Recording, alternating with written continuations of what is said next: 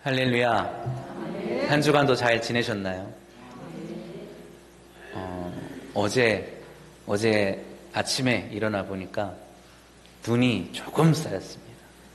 그래서 눈 내린 기념으로 아이들하고 조그맣게 장난도 치고 눈사람도 만들고 했는데 감기 조심하십시오. 굉장히 춥더라고요. 제가 퀴즈 하나 내겠습니다. 이 말이 무슨 의미인지 한번 맞춰보십시오.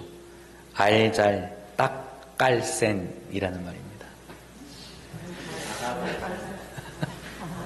어느 정도 아시는 분도 계시고 우리 목사님 무슨 외계어를 하시는가 하시는 분도 있을 겁니다. 우리 방송실에 있는 우리 청년들은 다 알 겁니다. 사실 저도 이제 젊은 사람들의 이런 문화에 따라가는데 좀 벅찹니다만 이것도 배워서 아는 겁니다. 이 말의 뜻, 알잘 딱깔센이라는 말은 알아서 잘, 딱, 깔끔하고 센스 있게 라는 말의 줄임말입니다. 어렵죠? 딱 한 번 들으시면 무슨 의미인지 아시겠죠? 네, 눈치껏 잘하라는 말입니다. 눈치가 있어야 한다는 거죠. 요즘 나라의 관심거리들을 보면 이 알잘 딱깔센을 어려워하는 사람들이 참 많이 있는 것을 보게 되죠. 쉬운 말로 눈치가 없는 겁니다. 즐겁고 기쁨이 넘치는 이 대림절 기간, 아기 예수께서 이 땅에 오심을 기다리고 축하하고 감사하는 이 계절에 뜬금없이 눈치 없이 비상계엄을 선포한다니까요. 그것을 부추긴 사람이나 그것에 동조한 사람이나 그 일을 벌려놓고도 대통령의 적법한 통치행위라느니 어차피 사람들 1년 뒤면 다 잊어버리고 다 찍어줄 거야 라고 말하는 사람이니 알잘 딱깔센이 필요합니다. 그런데 이렇게 눈치도 없고 정신도 없는 사람들과 함께 있으면서도 소신껏 신념과 양심을 따라 행동한 사람들도 있습니다. 비록 명령에 살고 명령에 죽어야 하는 군인이지만 잘못된 명령이라는 것을 알아 항명하고 또 적극적으로 동조하지 않는 군인들이 있었죠. 이번에도 많은 특전사들이 이 작전에 투입이 됐는데 이 특전사들이 보통 훈련할 때 굉장히 무섭게 한다고 하죠. 근데 그 훈련하는 것보다 훨씬 더 얌전하게 순하게 움직였다는 거예요. 무엇을 의미합니까? 이 지시가 잘못된 지시라는 것을 알았다는 거예요. 이 추운 날씨에 그 한밤중에 느닷없이 계엄이 선포되었는데 기꺼이 국회로 달려가서 이 국회의원들이 이 비상계엄을 해제할 수 있도록 결의할 수 있도록 협력해 주신 분들도 많았다고 합니다. 지금은 비상계엄이 해제되고 이제 성역이 없는 수사가 전반적으로 이루어지고 있습니다. 어제는 대통령 탄핵소추안이 우리나라 헌정사상 3번째로 국회에서 가결됐습니다. 대통령으로부터 장관, 고위직 이루 말할 것 없이 두루두루 이제 수사가 진행됩니다. 구속되기도 하고 직위가 해지되기도 하고 구설수에 오르락내리락 하고 있지요. 이를 지켜보는 국민의 마음이 결코 편하지가 않습니다. 연말인데도 각종 모임들이 취소되고 연말 행사들도 대폭 축소된다고 하지요. 제가 예전에 영남 지방에서 목회했지 않습니까? 어제 오랜만에 한 목사님이 그쪽에서 연락을 하시더라고요. 소 목사님, 거기는 분위기가 지금 좋아? 아니요. 여기도 좋지 않습니다. 우리 온 국민이 한 마음으로 이 나라가 회복되기만을 기다리고 있는 것이죠. 우리 오늘 강장로님께서 기도하시는 것처럼 하나님께서 속히 이 나라를 안정되게 회복시켜 주시기를 소망합니다. 이렇게 혼란스럽고 걱정스럽고 야단법석인 상황이지만 결국 적법한 절차 아래 징계가 이루어지고 나면 이 나라는 다시금 안정을 되찾게 될 것입니다. 지금은 누가 잘못했고 누가 정당했는지 불분명하지만 그때에는 잃어버린 명예를 되찾는 사람들도 있을 것이고 떳떳하게 나서던 사람들이 자신의 말과 행동에 대한 대가를 치를 수도 있을 것입니다. 그리고 많은 사람들이 노력하고 많은 사람들이 지켜보고 있기에 그 날은 반드시 올 줄로 믿습니다. 스바냐 선지자는 요시야 시대에 활동하던 선지자였습니다. 스바냐 선지자는 자신이 쓴 이 선지서 1장 1절에 자신이 어떠한 자인지를 소개하고 있어요. 그는 히스기야의 현손이라고 자신을 소개합니다. 이른바 왕족이었죠. 다윗 왕가의 혈통이었습니다. 그렇기에 그는 왕족으로서 예루살렘에서 태어나 평생을 예루살렘에서 살았습니다. 그리고 그는 므낫세와 요시야 시대를 살면서 예루살렘에서 일어난 일들을 속속들이 구석구석 다 지켜보며 살았습니다. 이런 스바냐에게 임한 하나님의 말씀은 바로 여호와의 날이 가까이 왔다는 것이었습니다. 1장 7절 말씀입니다. 주 여호와 앞에서 잠잠할지어다. 이는 여호와의 날이 가까웠으므로 여호와께서 희생을 준비하고 그가 청할 자들을 구별하였음이니라. 아멘. 이 여호와의 날에 하나님께서 친히 이 땅에 임하셔서 뭇 백성과 나라를 심판하시겠다고 말씀하시는 것입니다. 하나님은 스바냐서 2장에서 블레셋과 모압, 암몬, 애굽 그리고 아수르까지 심판하여 멸하시겠다고 말씀하십니다. 실제로 이 예언이 있은 후에 블레셋은 또 모압은 이스라엘 주변에 있는 이 나라들은 다 하나님의 심판 아래 멸망을 당하게 됩니다. 애굽이란 나라도 그 큰 나라임에도 불구하고 이 예언이 있은 후에 얼마 되지 않아 이 구스라고 하는 이 왕족이 다 몰락하게 되고 새로운 애굽의 왕조가 들어서게 되지요. 무엇보다 당시 고대 근동 지역에서 최강의 나라라고 군림하던 이 아수르 제국, 이 예언이 선포될 때까지만 해도 그 어느 누구도 대적할 수 없을 것이라 여겼던 이 아수르 제국이 불과 10수년 만에 바벨론과 메대의 공격을 받아서 하루아침에 멸망하게 됩니다. 그리고 두 번 다시 역사에 나타나지 않게 되죠. 누구도 이 나라들이 이렇게 멸망하게 될 줄 몰랐습니다. 누구도 이 심판의 날을 준비하지 못한 채 멸망의 날을 맞이할 수밖에 없었지요. 여호와께서 이 모든 나라들을 정의와 공의 가운데 심판하셨고 그런 여호와께서 이제 이스라엘에게, 이스라엘 백성에게 말씀하시는 겁니다. 3장 6절로 7절 말씀입니다.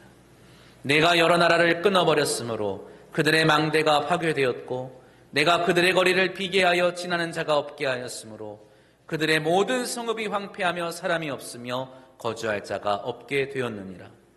내가 이르기를 너는 오직 나를 경외하고 교훈을 받으라. 그리하면 내가 형벌을 내리기로 정하기는 하였지만 너의 거처가 끊어지지 아니하리라 하였으나 함께 읽겠습니다. 그들이 부지런히 그들의 모든 행위를 더럽게 하였느니라. 아멘. 여호와 하나님께서 앞서 말씀드린 이 모든 나라들을 끊어버리심, 멸망시키심은 이스라엘로 하여금 하나님을 경외하고 하나님을 두려워하고 이 모든 일들로 교훈을 얻어서 그의 뜻을 따르며 살기를 바라신 것이었죠. 그럼에도 불구하고 어땠습니까?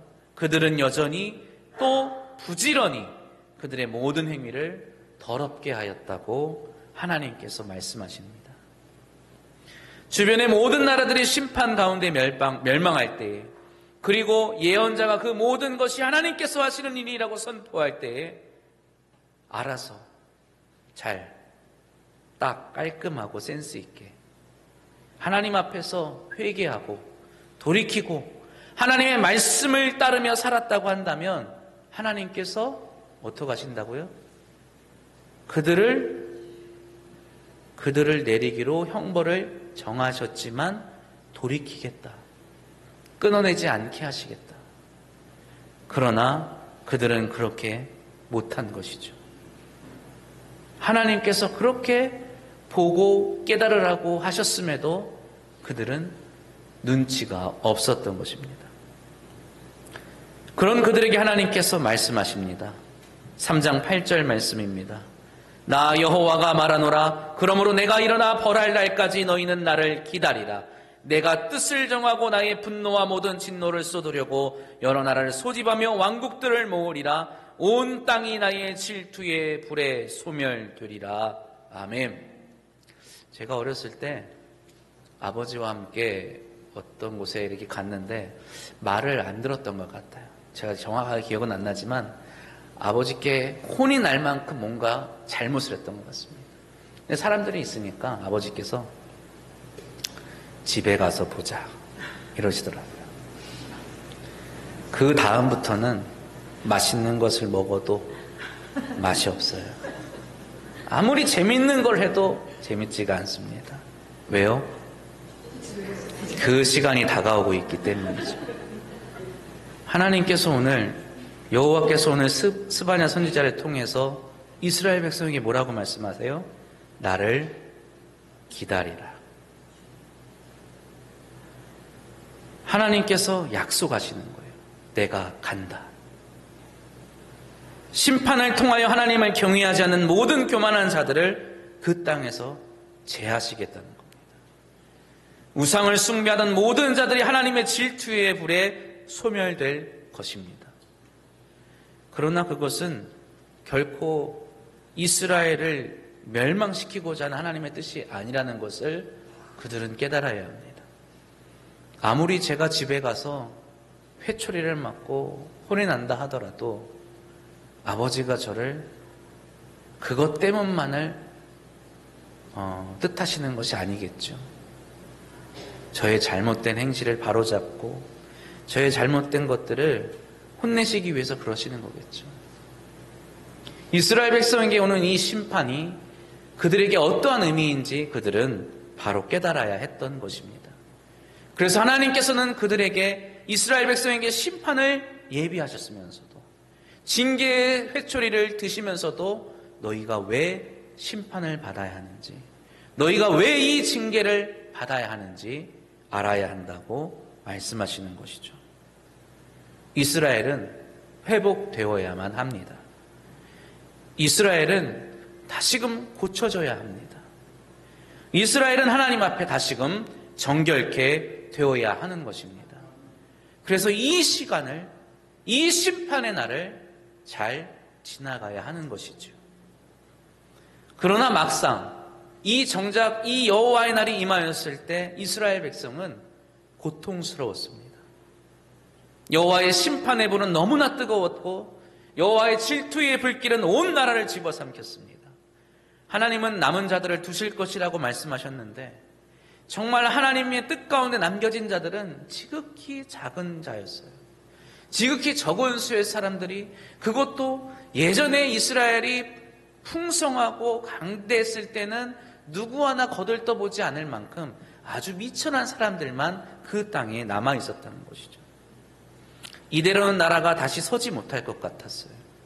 심판은 지나갔지만 이제 다시금 회복해야 할 때가 왔지만 나라는 일어서지 못할 것 같고 떠나간 백성은 돌아오지 못할 것 같았습니다. 6월절이 돌아왔습니다. 각종 절기, 또 이런 6월절과 같은 명절이 되면 예루살렘에 있는 성전에 온 백성들이 함께 나와서 여호와 하나님께 제사드리고 축제를 열게 됩니다. 하나님을 찬양하죠. 하나님께 영광을 돌립니다. 그런데 예루살렘의 성전이 무너지고 제사드릴 마땅한 제물도 없고 하나님 앞에 성회로 모여야 할 백성도 다 포로로 잡혀가고 이 축제가 오히려 슬퍼하는 날이 되고만 것입니다. 눈치 없이 하나님의 뜻을 따르지 못한 자들의 최후였고 엄밀히 말하면 하나님의 계명에 순종하지 못하고 뜻을 알지 못한 채 미련한 길로 나아갔던 자들의 말로였습니다. 그렇게 슬픔 가운데 있는 그들에게 하나님은 말씀하십니다. 명절에 모여서 오히려 슬퍼하고 있는 그들을 향하여 하나님께서 기뻐하라, 즐거워하라 말씀하시는 거예요. 오늘 본문 3장 14절 15절 말씀 우리 함께 봉독하겠습니다. 시온에 따라 노래할지어다. 이스라엘아 기쁘게 부를지어다. 예루살렘 따라 전심으로 기뻐하며 즐거워할지어다. 여호와가 내 형벌을 제거하였고 내 원수를 쫓아냈으며 이스라엘 왕 여호와가 내 가운데 계시니 내가 다시는 화를 당할까 두려워하지 아니할 것이라. 아멘. 그들에게 임한 고통은 현실이었어요. 그들이 겪은 일들은 이제 트라우마로 남아있게 되었습니다. 그러나 하나님은 그 뒤의 일을, 그 너머의 것들을 바라보라고 말씀하십니다. 회개가 없이는 사함이 없고 심판이 없이는 회복이 없음을 깨달으라고 그들에게 말씀하시는 것입니다. 이제 회개의 때가 지났고 심판의 날이 지났음을 깨달으라고 말씀하시는 것이죠. 그들에게 남은 것은 죄 사함이요 그들이 맞이할 것은 회복의 날들이라고 하나님은 말씀하시는 것입니다. 그날에 사람이 예루살렘에 이르기를 두려워하지 말라. 시온아 내 손을 늘어뜨리지 말라. 17절 말씀에서 하나님께서 이렇게 말씀하십니다. 너의 하나님 여호와가 너희 가운데에 계시니 그는 구원을 베푸실 전능자이시라. 그가 너로 말미암아 기쁨을 이기지 못하시며 너를 잠잠히 사랑하시며 너로 말미암아 즐거이 부르며 기뻐하시리라 하리라. 아멘.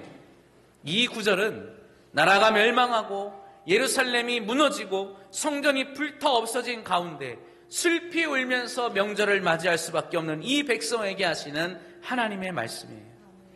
하나님의 약속입니다. 그들에게 임하였던 멸망만큼이나 기대할 수 없고 예상할 수 없는 복된 축복의 말씀입니다. 이 복음을 우리는 오늘날에도 찬양으로 부르지요. 우리가 자주 부르는 유명한 찬양이 스바냐서 3장 17절에서 나온 찬양입니다. 우리 함께 찬양해 볼까요?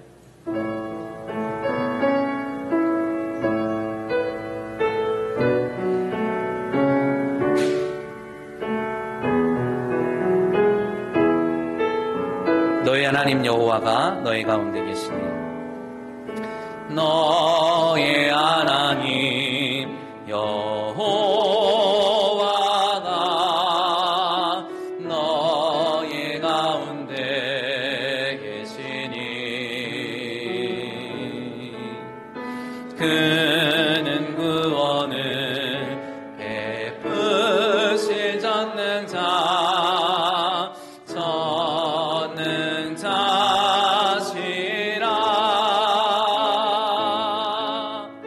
그가 너로 인하여 기쁨을 이기지 못하시며 너를 잠잠히 사랑하시며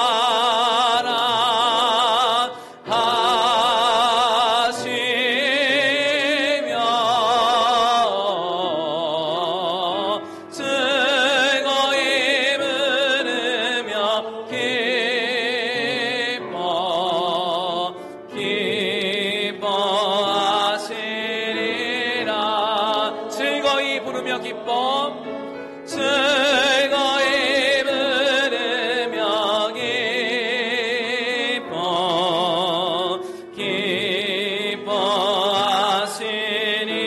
기뻐하시리라. 할렐루야. 하나님을 찬양하시기를 바랍니다. 이 혼란스러운 나라에 비록 걱정되는 일이 많고 근심되는 일이 많겠지만 하나님께서 우리 가운데 계심을 믿으시기 바랍니다. 하나님이 우리에게 구원을 베푸십니다. 내 삶이 비록 약하고 보잘것없어서 일어날 수 없고 회복할 수 없을 것 같지만 그럼에도 불구하고 나의 삶 가운데 하나님이 나와 함께 계심을 믿으시기를 바랍니다. 사실 우리는 매일매일 죄와 맞서 싸우는 이 세상에서 살고 있어요. 이 악한 세상에서 죄를 마주하면서 죄의 유혹에 맞서야 하는 고된 삶을 살아갑니다. 때로는 죄의 힘에 밀려 흔들리고 넘어져 부끄러운 삶을 살 때도 있습니다. 잘못된 길로 나아갔다가 하나님의 징계로 눈물을 흘리고 아픔을 겪을 때도 있겠지요. 이 고된 삶 가운데 때로는 회복의 희망이 보이지 않고 일어설 기력도 없고 그저 주저앉은 채 손을 늘어뜨린 채로 눈물과 한숨을 흘리기만 할 때도 있을 것입니다. 그러나 기억하십시오. 하나님이 우리와 함께 하십니다. 히브리서에서는 이 악한 세상에서 하나님의 뜻을 따라 사는 우리의 삶이 때로는 너무나 힘들고 고통스러워서 어려울 때가 많을 것이라고 말합니다. 하나님조차 우리를 향하여 매를 드시고 우리에게 징계하실 때면 우리는 우리 편이 하나도 없다 말하며 주저앉을 수밖에 없다고 말합니다. 그러나 그 날은 잠깐이요, 오직 하나님은 우리의 유익을 위하여 우리를 거룩히 하시는 분이시라고 히브리서는 말하죠. 그리고 우리에게 이렇게 권면합니다. 무릇 징계가 당시에는 즐거워 보이지 않고 슬퍼 보이나 후에 그로 말미암아 연단받을 자들은 의와 평강의 열매를 맺느니라. 그러므로 피곤한 손과 연약한 무릎을 일으켜 세우고 너희 발을 위하여 곧은 길을 만들어 저는 다리로 하여금 어그러지지 않고 고침을 받게 하라. 아멘. 사랑하는 성도 여러분, 우리는 일어서야 합니다. 다시금 일어서야 합니다. 언제죠? 어제였나요? 식사 준비를 하시다가 일어서시면서 아구구구 이러면서 일어나시더라고요. 그런 소리가 나도 일어서셔야 합니다. 일어설 수 있습니다. 무너진 국격을 다시 일으켜 세우고 무너진 신뢰를 다시금 회복할 수 있을 것입니다. 온 나라가 이렇게 들썩들썩거리고 나라 밖에서도 우리나라를 향해서 이런저런 말들이 많지만 우리는 다시 일어설 수 있습니다. 무너진 우리의 신앙도 다시 쌓아야 합니다. 기도와 말씀을 소홀히 하였다면 이제 새로이 맞이하게 되는 한 해에는 열심을 갖고 다시 한번 사모하는 마음을 갖고 기도와 말씀에 매진하시기를 주님의 이름으로 축원합니다. 이것은 결코 공허한 소리가 아니에요. 그저 머릿속으로만 희망찬 미래를 그리면서 내뱉는 허망한 소리가 아닙니다. 우리에게 주신 하나님의 약속의 말씀이고 우리에게 이미 성취하신 말씀임을 기억하시기를 바랍니다. 하나님은 스바냐를 통하여서 당신의 백성과 함께 하시겠다고 말씀하셨습니다. 그리고 그 약속은 이 땅에 독생하신 아들 예수 그리스도께서 아기로 태어나심으로 말미암아 성취되었습니다. 그의 십자가의 죽으심과 부활이 무엇을 의미하겠습니까? 그가 하나님의 아들이요, 그가 하나님으로 당신의 백성을 구원하시는 분이심을 우리에게 확실하게 보여주신 사건임을 믿으시기 바랍니다. 사랑하는 성도 여러분, 오늘 우리에게 소망은 무엇입니까?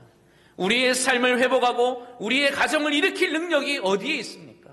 우리의 손은 피곤합니다. 우리의 무릎은 연약하죠. 늘어지고 주저앉아 있을 뿐입니다. 그러나 이러한 우리에게 예수 그리스도께서 오셨습니다. 우리의 삶에 예수 그리스도가 찾아오셨어요. 갈릴리 호숫가에 밤새 아무것도 얻은 것이 없어서 실패한 하루아침을 맞이하는 이 베드로와 일행에게 어느 날 예수님께서 찾아오십니다. 책상에 앉아 어느 때 마찬가지로 동족들에게 불의하고 부정한 세금을 거두어가며 양심을 속이며 살아가고 있는 마태에게 어느 날 예수님께서 찾아오시죠. 나라를 잃은 분노에 사람 하나 죽이는 것쯤 아무것도 아니라며 날뛰어대는 열심당원으로 살아가던 시몬에게 예수 그리스도께서 찾아오십니다. 그리고 오늘 혼란한 삶을 바로잡을 힘도 없고 연약한 몸을 지탱할 만한 건강도 없는 나에게 예수 그리스도께서 찾아오셨음을 믿으시기를 바랍니다. 여호와 하나님의 그 약속을 성취하시기 위하여 오늘 나의 삶에 찾아오셔서 나와 함께 하시고 나를 일으켜 세우시고 나를 회복하시는 예수 그리스도를 바라보시기를 바랍니다.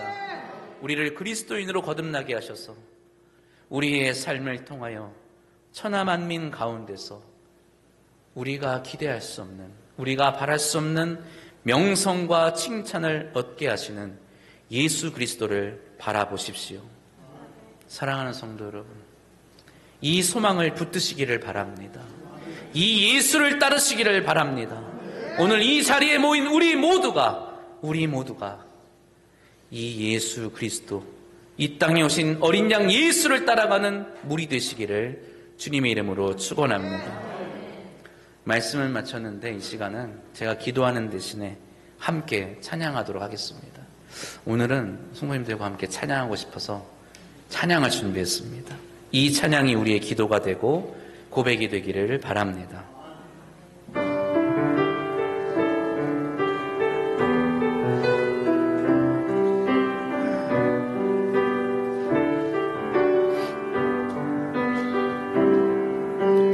오늘 이 자리에 모인 우리 어린 양 예수 따라가는 무리 되게 하소서. 성령의 충만한 임재 아래 어둡던 우리는 밝아져서 주를 보게 하소서. 당신의 겸손함, 당신의 거룩함, 당신의 정지가 우리에게 보이사 내 안에 교만함, 내 안에 천박함, 내 안에 거짓됨 모두 벗어버리고 어린 양 예수 닮아가는 무리 되게 하소서. 당신의 겸손함, 당신의 겸손함, 당신의 거룩함, 당신의 정직함 우리에게 보이사 내 안에 교만함, 내 안에 천박함, 내 안에 거짓됨 모두 벗어버리고 어린 양 예수 닮아가는 무리 되게 하소서. 어린 양 예수 닮아가는 어린 양 예수 따라가는 무리